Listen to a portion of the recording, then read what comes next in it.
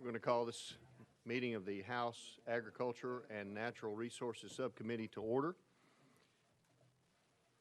My assistant and clerk, Rob Cagle, will call the roll. That's on.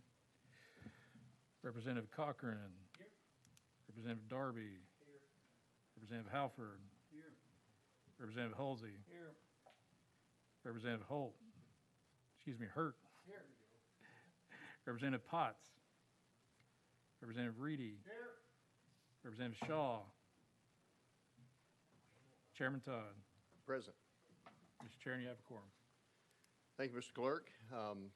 This is going to end up being an organizational meeting of this committee today. The bills we had on notice have been put on next week's calendar. So I am Representative Chris Todd from House District 73, which is most of Madison County, and have the honor to chair this committee of these fine folks, and appreciate each one of your dedication to our agricultural industry and natural resources across the state, and look forward to serving with you during this session. I would like to first, I guess, introduce some folks that are helping us on this committee. As I mentioned a moment ago, my assistant, Rob Cagle, to my right, who is also our clerk. And we have our staff attorneys that are assigned to this committee, Matthew Monday, and who is here in front of me, and Lovin Middleton Dunn, who's not with us today, and Jeremy Maxwell is our research analyst to my right. We also have Wayne Hawkins helping us as Sergeant at Arms, and Katie Bush is our committee intern.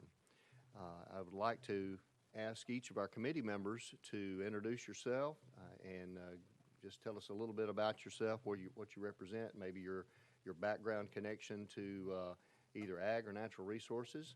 And we'll start to my left with one of our freshman representatives from Weakley County, Mr. Tandy Darby. Thank you, Mr. Chairman.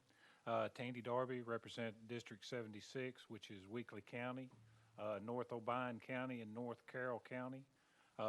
Grew up on a farm and graduated with an ag business degree from UTM.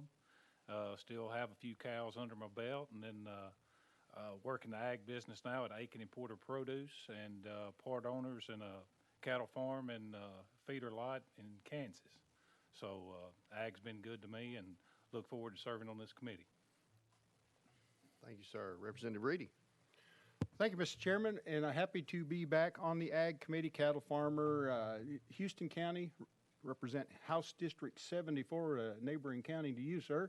And House District 74 makes up all of Humphreys County, Houston County, and the western part of Montgomery County, which includes the property that belongs to Tennessee but is under Fort Campbell's control. Once again, excited to be back on this committee. Thank you, sir. Thank you. Representative Hurt. Thank you, Chairman. Representative Chris Hurt. I'm from 11 Halls, Lauderdale County. I represent the 82nd District, which is Lauderdale, Crockett, and Haywood counties in West Tennessee. Grew up in a family ag business and a family farming operation there in Lauderdale County, which was Lauderdale, work ground Lauderdale, Crockett, and even part of Haywood. So ag's been good to me, growing up in the ag world, and looking forward to serving on this committee. Thank you, sir. Chairman Halford. Thank you, Mr. Chairman. I'm Curtis Halford. I represent District 79, which is all of Gibson County, and I share part of Carroll County with Representative Darby down on the end. And he made the statement that he had a few cows around, and I'm sure was glad I didn't have a bunch of bawling cows around last Monday morning when it's 1 degree, you know. So I've been around agriculture and farming all my life, and it's a pleasure for me to be a part of this committee, and I look forward to serving with all of you and with Chairman Todd. Thank you so much, sir. And Representative Cochran. Thank you, Mr. Chairman. Yes, Mark Cochran. I represent the 23rd District, which is all of McMinn County and a portion of Monroe. So I grew up actually on my family's farm as well. I've been in our family since about 1850 or so. I have beef cattle and racking horses.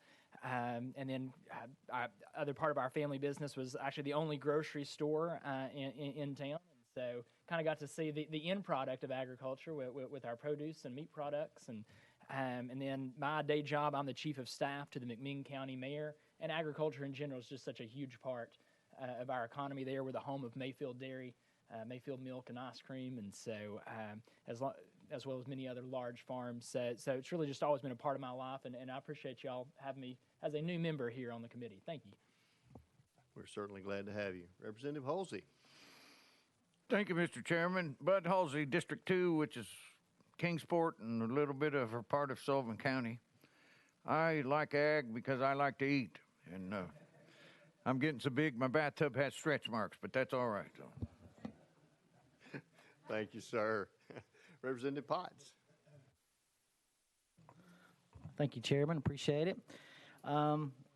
I've been wanting to be on this committee since I first got in the legislature. A lot of people don't know about me, but I grew up on a tobacco farm in Mary County.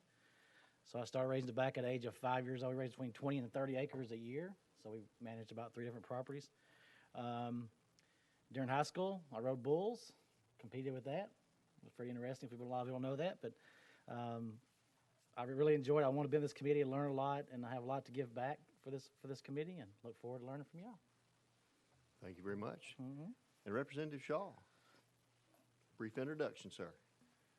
Thank you, sir. I guess I'm on ag because I just love farming. No, not really. I think I'm celebrating 20 years in the legislature, and only one term I was not put on ag in 20 years. So I've got about, I guess, a good 18 years of experience with this committee. And I will tell you that it is one of the best committees that I've ever served on, and I'm honored because I serve with them good West Tennessee folks now, which makes it much better. But more than that, this department, this committee, in some form or fashion, touch the lives of Tennesseans in some way every day, through measurements, through ounces, whatever. People always say to me, you know, we don't get a full gallon of gas. I say, yes, you do, because the Department of Ag makes sure that you get a full gallon of gas. So I think with the fact of knowing that I touch the lives of every Tennessean every day is what makes me excited about serving on this committee. And thank you for having me again. Thank you, sir. Appreciate that. I want to go over our rules. I'm going to hit the high spots. All of these will be sent to each member, so you will have those for your reference. But a few things I wanted to point out for the year. We'll start meetings on time. That's one thing I'm going to do my best to do. If something doesn't interfere in a major way, we're going to start on time. Appreciate members being here on time and maintaining a quorum. We'll take up bills by leadership, other chairmen, non-committee members first, so that they can get to the other committee meetings. Everybody knows how hectic it gets here in a few weeks. Committee members and certainly this chairman will be at the heel of the calendar. Want to make sure folks turn your cell phones off or on silent when you're in here. We don't want to be disrupting anybody that's speaking. Bills will need to be placed on notice by 3:30 on Wednesday in Chairman Halford's office, or, well, in my office in this case, making sure that time is correct. We can do those electronically, obviously, now. That's one good improvement that we've had this year. So the deadline for amendments will be at 10 a.m. on Monday, and again can be by electronic means. Those need to be barcoded, obviously. And just one or two other things. Testimony on bills may be allowed at the chairman's discretion. We need to have notices from anyone that wants to speak on a particular piece of legislation into our office with 24 hours notice, and we'll get you on the list and then give you an opportunity to speak. We want to make sure that the voices of our citizens are heard and that we have input on every piece of legislation as appropriate so that the proper decisions can be made. When testimony is offered by multiple parties that have sent in requests on the same side of an issue, we may require that a single person represent that group and be designated for a certain period of time. Again, our main issue is making sure all voices are heard, and we want to make sure everybody has a fair shake in this committee. I'll entertain any questions at this point. As I said earlier, we don't have any legislation before us today. All those bills have been recalendared for next week. And so I'd appreciate any questions or any other comments that anybody may have. Seeing none, without objection, then we will adjourn. Thank you.